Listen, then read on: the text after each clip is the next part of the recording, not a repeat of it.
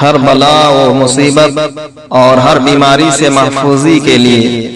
مفہوم حدیث پاک: یہ دعا جس مصیبت زدہ کو دیکھ کر ایک بار پڑھ لیں تو اس مرض اور بیماری اور مصیبت سے عمر بھر محفوظ رہیں گے، مگر صرف آشوب چشم، بخار اور خارش والوں کو دیکھ کر یہ دعا نہ پڑھیں کہ ان امراض کی حدیث پاک میں تعریف آئی ہے۔ دعا یہ ہے: الحمدللہ الذی اعافانی مما ابتلاک بہ وفضلنی علی کثیر ممن خلق تفضیلا۔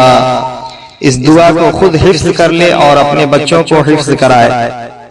جب کسی مریض کو دیکھیں یا کسی مصیبت زدہ کو دیکھیں یا کسی کو مقدمہ میں ماخوذ دیکھیں یا کسی کی ہتھکڑی پڑی دیکھیں یا کسی کو مقروض دیکھیں یا کسی کو ذلیل و رسوا ہوتے دیکھیں یا کسی کو جیل یا پاگل خانہ میں دیکھیں، عورتیں جب کسی عورت کو شدید تکلیف میں دیکھیں، شوہر نندوں کی جانب سے بیجا سختی و ظلم ہوتے دیکھیں، فوراً اس کو پڑھ لیا کریں۔ انشاءاللہ العزیز اس دعا کا پڑھنے والا زندگی بھر اس مرض اور مصیبت میں مبتلا نہ ہوگا۔ فقیر کے تجربہ میں ہے اقبال احمد نوری جنہوں نے اسے بیان کیا ہے۔ ان کا بیان یہ بھی ہے کہ مجھے والد محترم نے 9 سال کی عمر میں یہ دعا حفظ کرا دی تھی۔